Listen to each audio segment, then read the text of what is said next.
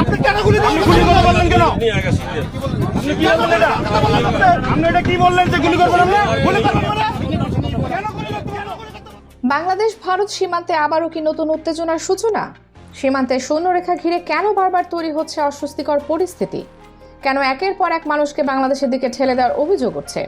আর কেন এমন এক পর্যায়ে পরিস্থিতি পৌঁছেছে যেখানে সীমান্তে দায়িত্ব পালনরত দুই দেশের বাহিনীর সদস্যদের কথোপকথনেও উঠে এসেছে গুলি চালানোর প্রসঙ্গ?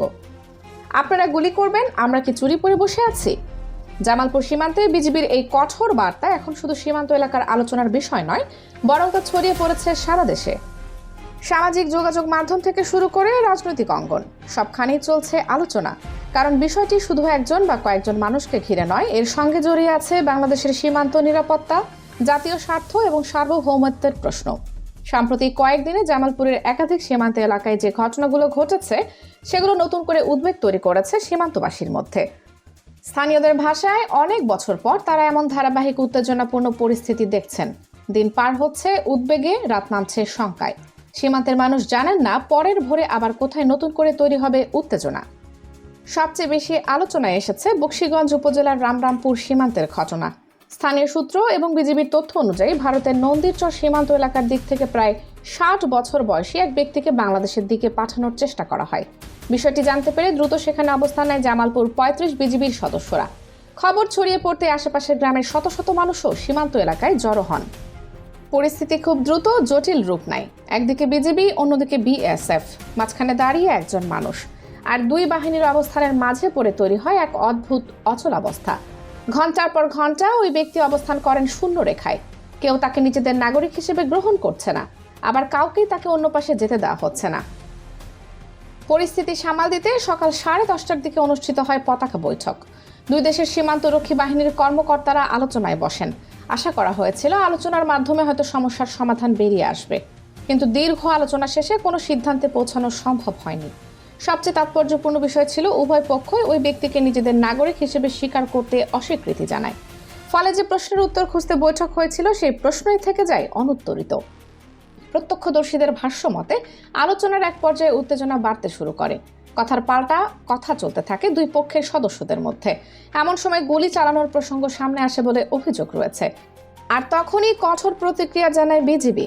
বাংলাদেশের সীমান্তরক্ষী বাহিনীর সদস্যরা স্পষ্ট ভাষায় জানায়, গুলি করার হুমকি দিয়ে কোনো পরিস্থিতির সমাধান হবে না। যদি কেউ মনে করেন শুধু তার কাছে অস্ত্র আছে, তাহলে সেটি ভুল ধারণা। এই বক্তব্য মুহূর্তের মধ্যে আলোচনার কেন্দ্রবিন্দুতে চলে আসে, কারণ সাধারণত সীমান্তে এ ধরনের উত্তপ্ত বাক্য বিনিময়ের ঘটনা খুব কমই প্রকাশ্যে আসে। ফলে ঘটনাটি নতুন মাত্রা যোগ করে পুরো পরিস্থিতিতে। পতাকা বৈঠক ব্যর্থ হওয়ার পরও উত্তেজনা থেমে থাকেনি। অভিযোগ রয়েছে পরবর্তীতেও কয়েকবার ওই ব্যক্তিকে বাংলাদেশের দিকে পাঠানোর চেষ্টা করা হয়, তবে বিজিবি এবং স্থানীয় গ্রামবাসীদের কঠোর অবস্থানের কারণে তা সম্ভব হয়নি। শেষ পর্যন্ত ওই ব্যক্তি দীর্ঘ সময় নো ম্যানস ল্যান্ডে অবস্থান করেন। কিন্তু ঘটনা শুধু রামরামপুরে সীমাবদ্ধ ছিল না। একই সময়ে উত্তেজনার খবর আসে দেওয়ানগঞ্জ সীমান্ত থেকেও। মঙ্গলবার গভীর রাতে রহিমপুর সীমান্ত এলাকায় সন্দেহজনক তৎপরতা লক্ষ্য করেন স্থানীয় বাসিন্দারা। সীমান্তের একটি গেটের সামনে এসে থামে লোকজন বহনকারী 3টি ভারতীয় গাড়ি। রাতের অন্ধকারে হঠাৎ এত মানুষের উপস্থিতি স্বাভাবিকভাবেই উদ্বেগ সৃষ্টি করে স্থানীয়দের মধ্যে। খবর পেয়ে দ্রুত ঘটনাস্থলে পৌঁছে যায় বিজিবি। শুধু তাই নয়, মুহূর্তের মধ্যে আশেপাশের গ্রামের শত শত মানুষও সীমান্ত এলাকায় জড়ো হতে শুরু করেন। অনেকেই হাতে লাঠি নিয়ে অবস্থান নেন। স্থানীয়দের দাবি, কিছু সময় পরে কয়েকজন মানুষকে সীমান্তের কাছে নামিয়ে দেওয়া হয়। আর তখনই পরিস্থিতি আরও উত্তপ্ত হয়ে ওঠে। গ্রামবাসীরা সীমান্তের দিকে এগিয়ে যান এবং প্রতিবাদ জানান। বিজিবির সঙ্গে সাধারণ মানুষের এই অবস্থান সম্ভাব্য পুষিনের প্রচেষ্টা ব্যর্থ করে দেয় বলে স্থানীয়রা দাবি করেন। স্থানীয় জনপ্রতিনিধিদের বক্তব্য অনুযায়ী এটি একদিনের ঘটনা নয়। এর আগে কয়েকদিন ধরেও একই ধরনের তৎপরতা লক্ষ্য করা গেছে। তবে প্রতিবারই স্থানীয় মানুষ এবং বিজিবির সতর্ক অবস্থানের কারণে পরিস্থিতি নিয়ন্ত্রণে রাখা সম্ভব হয়েছে। ঘটনার পরদিন সকালেও আবার কয়েকজন ব্যক্তিকে সীমান্ত এলাকায় নিয়ে আসা হয়েছিল বলে অভিযোগ পাওয়া যায়, কিন্তু সেদিনও একই চিত্র দেখা যায়। সীমান্তে আগে থেকেই প্রস্তুত ছিল বিজিবি, সঙ্গে ছিল স্থানীয় জনগণ। ফলে কোনো ধরনের অনাকাঙ্ক্ষিত পরিস্থিতি তৈরি হওয়ার আগেই বিষয়টি থেমে যায়। একই দিনে বকশীগঞ্জ উপজেলার ধনুয়া কামাল সীমান্ত থেকেও একই ধরনের আরেকটি ঘটনার খবর পাওয়া যায়। সেখানে একজন মধ্যবয়সী ব্যক্তিকে বাংলাদেশের দিকে পাঠানোর চেষ্টা হয়েছে বলে অভিযোগ ওঠে। খবর পেয়ে দ্রুত ঘটনাস্থলে যায় বিজিবি, সঙ্গে ছুটে আসেন স্থানীয় গ্রামবাসীরাও। ফলে সেই চেষ্টাও সফল হয়নি। তবে দীর্ঘ সময় ধরে ওই ব্যক্তিকে সীমান্তের শূন্যরেখায় অবস্থান করতে হয়। জামালপুর ৩৫ বিজিবি ব্যাটালিয়নের কর্মকর্তারা জানিয়েছেন, বিভিন্ন সীমান্ত পয়েন্ট দিয়ে বারবার মানুষ ছেড়ে দেওয়ার চেষ্টা করা হচ্ছে বলে অভিযোগ পাওয়া যাচ্ছে।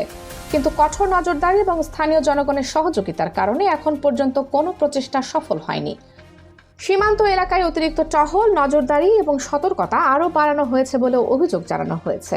বিশ্লেষকরা বলছেন, এই ঘটনাগুলোকে শুধু একটি বিচ্ছিন্ন সীমান্ত বিরোধ হিসেবে দেখলে ভুল হবে, কারণ এর পেছনে রয়েছে আরও বড় কিছু প্রশ্ন। কোন ব্যক্তি কোন দেশের নাগরিক, কিভাবে তার পরিচয় যাচাই হবে, আন্তর্জাতিক আইন কি বলছে, মানবাধিকার রক্ষার দায়িত্ব কার, আর দুই দেশের মধ্যে সমন্বয়ের জায়গা কোথায়? এসব প্রশ্নের উত্তর খোঁজার প্রয়োজন রয়েছে। আন্তর্জাতিকভাবে স্বীকৃত নিয়ম অনুযায়ী কোনো ব্যক্তির নাগরিকত্ব নিশ্চিত না করে কিংবা প্রয়োজনীয় আইনি প্রক্রিয়া সম্পন্ন না করে তাকে অন্য দেশের ভূখণ্ডে পাঠানোর চেষ্টা গুরুতর বিতর্কের জন্ম দিতে পারে। এতে শুধু সীমান্তে উত্তেজনা বাড়ে না, বরং দুই দেশের নিরাপত্তা বাহিনীর মধ্যে ভুল বোঝাবুঝি এবং কূটনৈতিক অস্বস্তিও তৈরি হতে পারে। বিশেষজ্ঞদের মতে, সীমান্তে আটক বা অবস্থানরত প্রত্যেক ব্যক্তির পরিচয় যাচাইয়ের জন্য নির্দিষ্ট প্রশাসনিক এবং কূটনৈতিক প্রক্রিয়া রয়েছে।